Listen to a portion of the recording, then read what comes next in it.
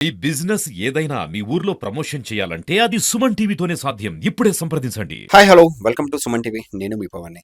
ఈరోజైతే శ్రీకాకుళం జిల్లాలోని సరుబుజ్జిలి మండలంలోని పెద్దమతలపేట గ్రామానికి వచ్చాము. ఇక్కడికి రావడానికి ముఖ్యమైన కారణం ఏంటంటే ఈరోజు ఒక చదువుల సరస్వతిని మీకు పరిచయం చేయబోతున్నాను. ఎవరు అనుకుంటారా? చింతాడ రాధాకుమారి.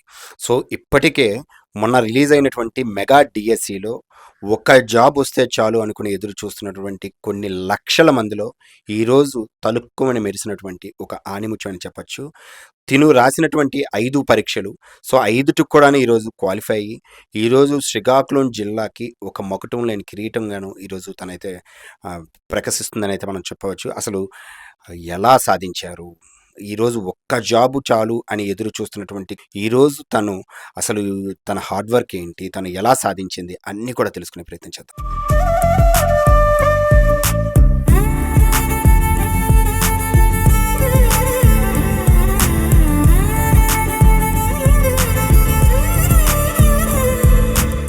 రాధాకుమారి గారు, కంగ్రాచులేషన్స్ సుమన్ టీవీ తరపు నుంచి, అదేవిధంగా మా ఆడియన్స్ తరపు నుంచి.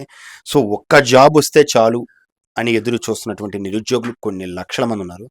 ఎలా అసలు 5 జాబులకి అటెంప్ట్ చేస్తే 5టికి ఎలా సాధించారు? నమస్తే అండి. నా పేరు చింతాడ రాధాకుమారి. నేను 5 సంవత్సరాల నుంచి ప్రిపేర్ అవుతున్నానండి డిఎస్సికి.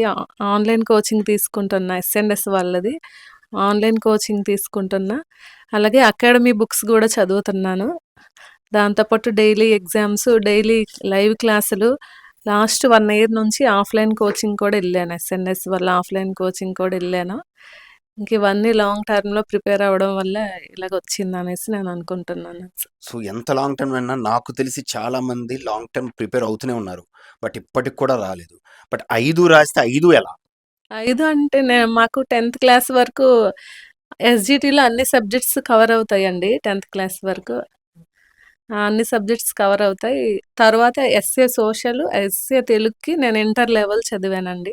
టీజీటీ సోషల్, టీజీటీ తెలుగు కూడా అవి ఉపయోగపడ్డాయి. అలాగే సాధ్యమైంది అనుకుంటున్నా. అసలు మరి మీ గ్రామానికి వస్తే అసలు సరైనటువంటి మౌలిక సదుపాయాలు లేవు. రోడ్డు ప్రొవిజన్ కంటే ఇంత మారుమూల గ్రామంలో ఈరోజు అసలు అంటే ప్రిపరేషన్ అవ్వడానికి చాలా ఆస్పెక్ట్స్ కావాలి. మనకి నాలెడ్జ్ కావాలంటే ఇంటర్నెట్ ఫెసిలిటీస్ ఉండాలి. సో ఇవన్నీ ఉండాలి. మరి అవన్నీ కూడా ఈ గ్రామానికి కొంచెం దూరంగానే ఉన్నాయని అయితే నాకు కనబడుతుంది. సో మరి దాన్ని మేముండేది హైదరాబాద్‌లోనేనండి. సో మాకు అక్కడ అన్ని ఇతనే మా హస్బెండ్ అన్ని సౌకర్యాలు కల్పించారు. బుక్స్, క్లాసులు అన్నీ అతనే. సో నాకు ఇంట్లో ఉండి పిల్లలకి చూసుకోవడం, వాళ్ళు స్కూల్‌కి వెళ్ళాక క్లాసులు అలా ప్రిపేర్ అయ్యాను సార్. లాంగ్ టర్మ్ అంతే. ఇప్పుడు మరి నెక్స్ట్ జనరేషన్ ఇప్పుడు చాలా మంది డిఎస్సి రాస్తున్నారు. ఇప్పుడు డిఎస్సి రాయాలి అనుకుంటే వాళ్ళకి ఇచ్చినటువంటి సూచనలు ఏంటి మీరు? వాళ్ళకి ఇచ్చిన సూచనలు ఏంటంటే, ఇది ఒక సంవత్సరంలో అయిపోదు సార్. ఎక్కువ రోజులు 2, 3 సంవత్సరాలు చదవాలి సార్ ఇది.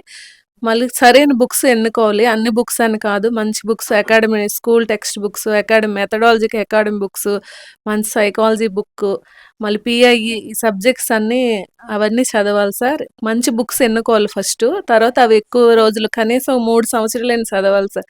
ఇప్పుడు నోటిఫికేషన్ రాగానే ఒక 1 ఇయర్ చదువుతాము అంటే అలాగా అవ్వదు సార్ ఇది. చాలా ఎక్కువ రోజులు ఒక మినిమమ్ 3 ఇయర్స్ అయినా చెయ్యాలి సార్ ఇది దీనికోసం. సో మీ డ్రీమ్ ఏముండేది? మీరు ఈ డిఎస్సీఏ మీ డ్రీమా? లేకపోతే ఇంకేమైనా పెద్దగా పెట్టుకున్నారా? మీ డ్రీమ్ ఫుల్‌ఫిల్ అయ్యిందా? అయ్యింది సార్. నేను ఒక ఎస్‌జిటి అయితే చాలు అనేసి అనుకున్నాను నేను. చిత్తూరు నాన్ లోకల్ చిత్తూరు పెట్టుకున్నాను. ఒక ఎస్‌జిటి వస్తే చాలు అనుకున్నాను. నేను అది 10థ్ వరకు చదివాను కదా సార్. ఈ ఎస్ఏకి సోషల్, తెలుగు ఇంటర్ వరకు చదివాను సార్. అది అనుకోకుండా ఇలాగ ఇంకా వీటికి చదవడం వల్ల వాటికి కూడా ఉపయోగపడింది సార్ నాకు. 5కి సెలెక్ట్ అయ్యాను. ఇప్పుడు మరి మీరు దేన్ని సెలెక్ట్ చేసుకుంటున్నారు? మీరు ఎందులో జాయిన్ అవుదాం అనుకుంటున్నారు? నేను ఎస్ఏ తెలుగు ముందు ప్రిఫరెన్స్ ఆర్డర్‌లో మాకు ప్రిఫరెన్స్ ఆర్డర్ ఎస్ఏ తెలుగు అదే అన్నీ ఇచ్చారు sir. Preference order SA social, SA Telugu, SA social, TGT Telugu, TGT social, SGT preference order పెట్టుకున్నాను సార్. నేను ఎస్ఏ తెలుగు తీసుకోవాలనుకుంటున్నాను సార్. చూసారు కదా! అయితే అసలు చాలామంది మనం అనుకుంటాము మ్యారేజ్ అయిన తరువాత కూడా ఈరోజు ఇవన్నీ సాధించాలి అనుకుంటే చాలా కష్టం అనుకుంటారు పిల్లలు. అదే విధంగాను మనందరికీ తెలుసు. అంటే ఫ్యామిలీ అంటే మనం మ్యారేజ్ అయిన తర్వాత ఏమీ సాధించలేమని. బట్ మ్యారేజ్ అయిన తర్వాత కూడా మనం కృషి ఉంటే ఖచ్చితంగా మనం అనుకున్నది సాధించొచ్చని మరోసారి నిరూపించారు. అయితే వీటన్నిటికీ బ్యాక్ బోన్‌గా ఆవిడకి వెన్నంటూ సపోర్ట్ చేసినటువంటి వాళ్ళ హస్బెండ్ మాటలు అసలు ఏ విధంగా ఉన్నది ఏంటి కూడా అడిగి తెలుసుకుందాం. సో ఈరోజు ఒక 5కి రాస్తే మెగా డిఎస్‌లో 5 కూడాను క్వాలిఫై అయ్యారు, సెలెక్ట్ అయ్యారు. దాని వెనక ఆవిడ మాటల్లో కూడా క్లియర్‌గా మా హస్బెండ్ చాలా సపోర్ట్ చేశారు. అసలు ఏ విధంగా ఫస్ట్ మీరు ఏ విధంగా ఉంది హ్యాపీగా? నేను చాలా హ్యాపీగా ఉన్నాను సార్. యాక్చువల్‌గా ఏంటంటే ఆమె కంప్లీట్‌గా ఏంటంటే మ్యారేజ్ అయిన తర్వాత ఆమెకు 100% సపోర్ట్‌గా నేనున్నాను. తను కూడా 100% చదివారు. ఒక సపోర్ట్ ఉంటే చదువుతారు, ఉద్యోగాలు వస్తాయని ఏం లేదు. చదివేటోళ్ళు కూడా మనస్ఫూర్తిగా చదివి, ఇంట్రెస్ట్‌గా చదివి, డెడికేటెడ్‌గా చదివితేనే ఈ జాబులు సాధ్యం అవుతాయి సార్. ఒకే పోస్ట్ అనుకుని ఉంటే ఈ రోజుల్లో కష్టం. మల్టిపుల్ క్వాలిఫికేషన్ ఉండాలి, మల్టిపుల్ పోస్టులు రాయాలి. అందులో మనం ఏంటంటే డెప్త్‌గా చదవాలి. ఏదో నోటిఫికేషన్ వస్తది, వచ్చినప్పుడు చదువుదాం అనుకుంటే ఇలాంటి ఉద్యోగాలు రావు సార్. ఎందుకంటే ఇది కనీసం ఏంటంటే మినిమమ్ 3 సంవత్సరాలు చదవాలి సార్. మినిమమ్ 3 సంవత్సరాలు అకాడమీ బుక్స్ చదవాలి. తర్వాత ఏంటంటే ఒక ప్లాన్‌గా చదవాలి. ఒక టైమింగ్ స్పెండ్ చేయాలి. ఎన్ని చూసుకున్నా ఈరోజు ఈ పార్ట్ కంప్లీట్ చేయాలని ఒక డెడికేట్‌తో ఆవిడ చదివేది. ఆమెకి మోరల్ సపోర్ట్‌గా మేము, మా మదరు, మా పిల్లలు మేము కూడా సపోర్ట్. ఈ 100%లో ఆమెది 50% అయితే మా నలుగురం కూడా 50% సార్. ఎందుకు అలా చెప్తున్నానంటే చిన్న పిల్లలు సార్, మాకు ట్విన్స్ ఇద్దరు. వాళ్ళు కూడా పిల్లలు మదర్ గురించి ఎప్పుడు ఇబ్బంది పడలేదు. ఎప్పుడు మాకు అవసరం ఉన్న మదర్ కూడా వచ్చేటోళ్ళు. కోచింగ్‌కి ఆమె వెళ్ళాలంటే మా మదర్ వచ్చేటోళ్ళు బ్యాగ్ సర్దుకొని వచ్చి సో సపోర్ట్ చేసి. ఎందుకు అంత ఎమోషనల్ అవుతున్నారు? సో ఇది హ్యాపీ మూమెంట్.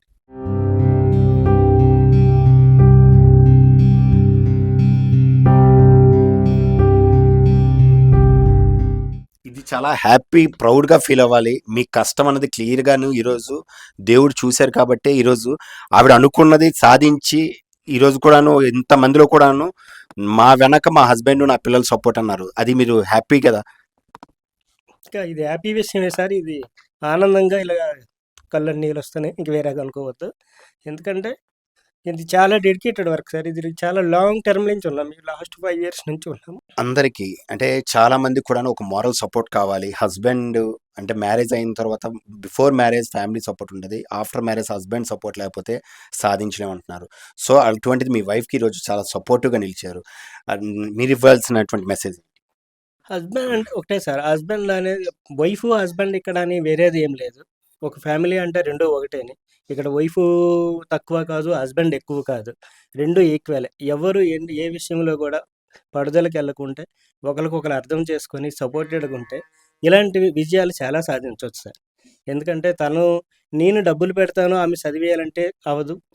ఆమె చదివేస్తది, నేను డబ్బులు పెట్టనంటే అవ్వదు. ఇద్దరూ మోరల్ సపోర్ట్ ఉండి, అర్థం చేసుకొని, ప్రతి విషయంలో కూడా అర్థం చేసుకొని, ఇలాంటి విజయాలు సాధించాలంటే భార్యాభర్తలు ఒకే ఏకతాటిపైనొస్తే ఇలాంటి విజయాలు సాధించొచ్చు. మా మనవలు అంతే. ఇంకొక పాప మనవరాలు. ఈ పాప మనవరాలు. అక్క ఊరవన్న మామ. పిల్లలు చిన్నోళ్ళు కలవలలు. పిల్లడు పెళ్ళిన కానిండి భార్యకి చదువు చెప్పిస్తాను, డబ్బు పెడతాను, చదివిస్తాను. ఆ పాప కూడా యాక్సిన్గా నేను చదువుతాననేసి బాగా ఊహ ఉంది.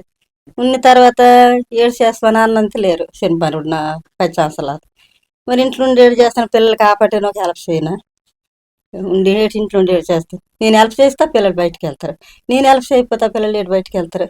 నేను అక్కడ ఉండి వాళ్ళు రమ్మన్నోడు వెళ్ళి ఆ పిల్లలు చూసుకొని, కొడుకు చూసుకొని, క్యారేజీలు కట్టుకొని ఆయన చేస్తే ఆ పిల్ల బయటికి వెళ్ళింది. అవి సాధించింది.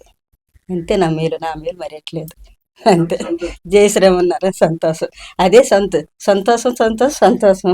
అదే మాకు దేవుడు ఇచ్చినాడు. అదే సంతోషం. జయశ్రీరామ్. ఒక మారుమూల గ్రామం అయినప్పటికీ కూడాను పట్టుదల ఉంటే, మనం సాధించాలని తపన ఉంటే, అది గ్రామం అవ్వని, పట్టణం అవ్వని, సో పేదరికం అవ్వని, ఏదైనా సరే అని అన్నిటి కూడాను పక్కన పెట్టి తను అనుకున్న లక్ష్యాన్ని సాధించి ఈరోజు బలారే బల అంటూ అందరి మనల్ని కూడాను తన వైపు కనుచూపులు అయితే తిప్పుకునే విధంగా చేశారు.